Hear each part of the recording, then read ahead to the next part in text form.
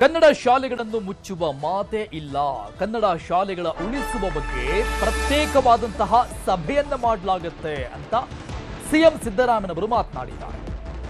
CM ಸಿದ್ದರಾಮಯ್ಯನವರ ಕನ್ನಡ ಪ್ರೇಮ, ಶೀಘ್ರವೇ ತಜ್ಞರ ಸಭೆಯನ್ನ ನಡೆಸಲಾಗುತ್ತೆ, ಅಲ್ಲಿ ಚರ್ಚೆಯನ್ನ ಮಾಡ್ತೀವಿ ಅಂತ ಹೇಳಿದ್ದಾರೆ. ಕನ್ನಡ ಶಾಲೆಗಳನ್ನ ಉಳಿಸುವ ಕುರಿತಂಗೆ ವಿಶೇಷವಾದಂತಹ ತಜ್ಞರ ಸಮಿತಿಯನ್ನ ನೇಮಕ ಮಾಡಲಾಗುತ್ತೆ, ಕರೆದು ಚರ್ಚೆ ಮಾಡಲಾಗುತ್ತೆ ಅಂತ ಹೇಳಿದ್ದಾರೆ.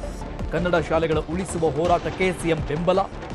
ಬೆಂಗಳೂರಲ್ಲಿ ನಡೆದಂತಹ ಜನರಾಜ್ಯೋತ್ಸವದಲ್ಲಿ ಸಿಎಂ ಅವರ ಹೇಳಿಕೆ. ಕನ್ನಡ ಶಾಲೆಗಳ ಉಳಿಸುವ ಹೋರಾಟಕ್ಕೆ ಸಿಎಂ ಕೂಡ ಬೆಂಬಲ ವ್ಯಕ್ತಪಡಿಸಿದ್ದಾರೆ. ನ್ಯೂಸ್ 18 ಕನ್ನಡ ಅಭಿಯಾನಕ್ಕೂ ಕೂಡ ಸಿಕ್ಕಂತಹ ಮಹಾಜಯ ಇದು.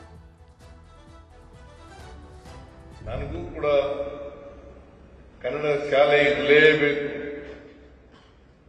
ನಾವು ಕನ್ನಡದಲ್ಲಿ, ಕನ್ನಡ ಮಾಧ್ಯಮದಲ್ಲಿ ಕಲಿತಕ್ಕಂಥ ವ್ಯವಸ್ಥೆ ಇರಲೇಬೇಕು ಅಂತಕ್ಕಂಥದ್ರಲ್ಲಿ ನಾನು ಅದರ ಪರವಾಗಿರ್ತಕ್ಕಂಥವನು ಅಂತಕ್ಕಂಥ ಮಾತುಗಳನ್ನು ಹೇಳಲಿಕ್ಕೆ ಬಯಸ್ತೇನೆ.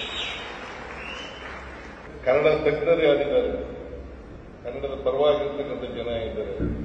ಅವ್ರದ್ದು ಎಲ್ಲರಲ್ಲೂ ಕೂಡ ಒಂದು ಸಭೆಯನ್ನ ಕರೀತೇನೆ ಅಂತಕ್ಕಂಥ ಮಾತುಗಳನ್ನು ಈ ಸಂದರ್ಭದಲ್ಲಿ ಹೇಳಲಿಕ್ಕೆ ಬಯಸ್ತೇನೆ. ಅದನ್ನ ಕೂಡಲೇ ಆದಷ್ಟು ಜಾಗ್ರತೆ ಆ ಸಭೆಯನ್ನು ಕರೆದು ಅಲ್ಲಿ ಏನ್ ತೀರ್ಮಾನ ಬರುತ್ತದೆ ಆ ತೀರ್ಮಾನವನ್ನ ಸರ್ಕಾರ ಜಾರಿ ಮಾಡ್ತದೆ ಅಂತಕ್ಕಂಥ ಮಾತುಗಳನ್ನು ಈ ಸಂದರ್ಭದಲ್ಲಿ ಹೇಳಲಿಕ್ಕೆ ಬಯಸ್ತಾ ಇದ್ದೇನೆ. ಇನ್ನು ಹಿಂದಿ ಹೇರಿಕೆ ವಿಚಾರಕ್ಕೆ ಸಂಬಂಧಪಟ್ಟಂಗೆ ಮಾತನಾಡಿದ್ರು ಸಿಎಂ. ಕೇಂದ್ರ ಸರ್ಕಾರದಿಂದ ಪದೇ ಪದೇ ಹಿಂದಿ ಹೇರಿಕೆ ಆಗ್ತಾ ಇದೆ, ಕರ್ನಾಟಕದಲ್ಲಿ ಕನ್ನಡವೇ ಸಾರ್ವಭೌಮ ಅಂತ ಹೇಳಿದ್ರು. ಹಿಂದಿ ರಾಷ್ಟ್ರೀಯ ಭಾಷೆಯಲ್ಲ ಅಂತ ಹೇಳಿದ್ದಾರೆ ಸಿಎಂ ಸಿದ್ದರಾಮಯ್ಯ. ಕೇಂದ್ರದಿಂದ ಹಿಂದಿ ಹೇರಿಕೆ ನಮ್ಮ ಮೇಲೆ ಪದೇ ಪದೇ ಆಗ್ತಾ ಇದೆ ಅಂತ ಖಂಡಿಸಿದ್ದಾರೆ ಈ ಒಂದು ವಿಚಾರವನ್ನು. ಕೇಂದ್ರದಿಂದ ಕರ್ನಾಟಕಕ್ಕೆ ದೊಡ್ಡ ಅನ್ಯಾಯ ಆಗ್ತದೆ. ಹಿಂದಿ ಭಾಷೆಯನ್ನ ಆಗಾಗ ಏರ್ತಕ್ಕಂಥ ಪ್ರಯತ್ನಗಳನ್ನ ಮಾಡೇ ಮಾಡ್ತಾರೆ.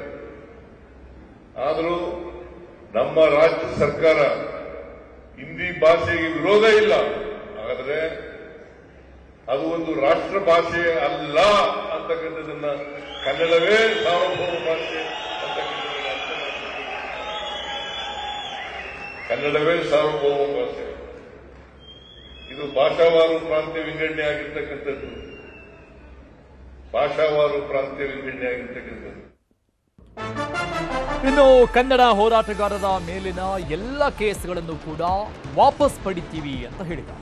ಕೇಸ್ಗಳ ವಾಪಸ್ ಪಡೆಯುವ ಸಂಬಂಧಪಟ್ಟಂಗೆ ಉಪ ಸಮಿತಿಯನ್ನ ರಚನೆ ಮಾಡಲಾಗುತ್ತೆ.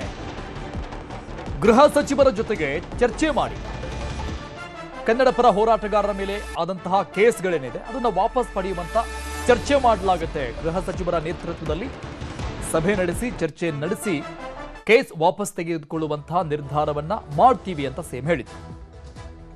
ಕನ್ನಡ ಹೋರಾಟಗಾರರ ಬಗ್ಗೆ, ಕನ್ನಡ ಚಳವಳಿಗಾರರ ಮೇಲೆ ಇರ್ತಕ್ಕಂಥ ಕೇಸ್ಗಳನ್ನ ವಾಪಸ್ ತಗೋಬೇಕು ಅಂತ ಹೇಳಿದ್ದಾರೆ.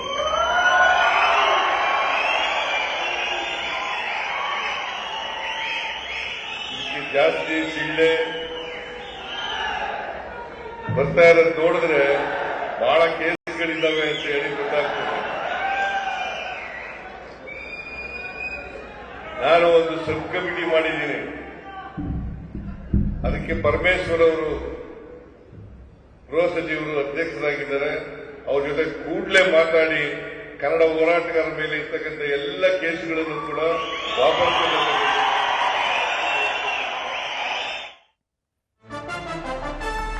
ಇನ್ನು ನೀರಾವರಿ ಇಲಾಖೆ ಯೋಜನೆಗಳಿಗೆ ಕೇಂದ್ರ ಸರ್ಕಾರ ಅಡ್ಡಗಾಲು ಹಾಕ್ತಾ ಇದೆ. ಹದಾಯಿ, ಕೃಷ್ಣಾ, ಮೇಕೆದಾಟು ಈ ಯೋಜನೆಗಳಿಗೆ ಅನುಮತಿ ಸಿಕ್ಕಿಲ್ಲ, ಕೇಂದ್ರ ಅದಕ್ಕೆ ಅಡ್ಡಗಾಲು ಹಾಕ್ತಾ ಇದೆ ಅಂತ ಆಕ್ರೋಶ ವ್ಯಕ್ತಪಡಿಸಿದೆ. ಕೇಂದ್ರದ ಮಲತಾಯಿ ಧೋರಣೆ ಖಂಡಿಸ್ತೀನಿ ಅಂತ ಸಿಎಂ ಸಿದ್ದರಾಮಯ್ಯ ಹೇಳಿದರು. ನೀರಾವರಿ ಯೋಜನೆ ವಿಚಾರಕ್ಕೆ ಸಂಬಂಧಪಟ್ಟಂತೆ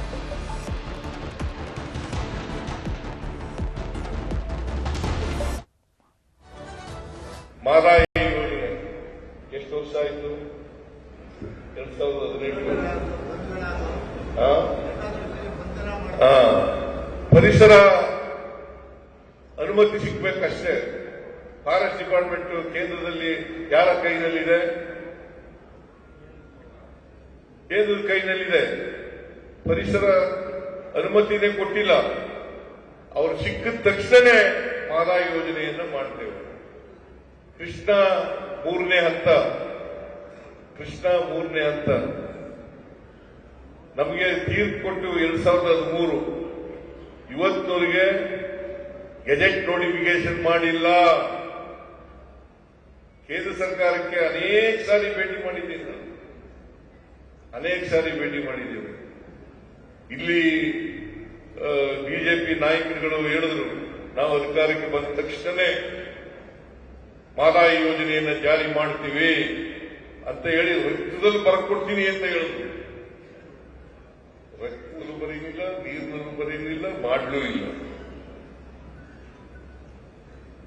ಅಂದ್ರೆ ಕೇಂದ್ರ ಸರ್ಕಾರದ ಯಾಕೆ ಬಲ್ತಾಯಿ ಧೋರಣೆ ಇದೆಯಲ್ಲ, ಇದನ್ನ ಖಂಡಿಸ್ತಕ್ಕಂಥ ಕೆಲಸವನ್ನ ಕನ್ನಡಿಗರಾದಂತ ನಾವೆಲ್ಲರೂ ಕೂಡ ಮಾಡಬೇಕು ಅಂತಕ್ಕಂಥ ಮಾತುಗಳನ್ನ ಈ ಸಂದರ್ಭದಲ್ಲಿ ಹೇಳಲಿಕ್ಕೆ ಬಯಸ್ತಾ ಇದ್ದೇನೆ.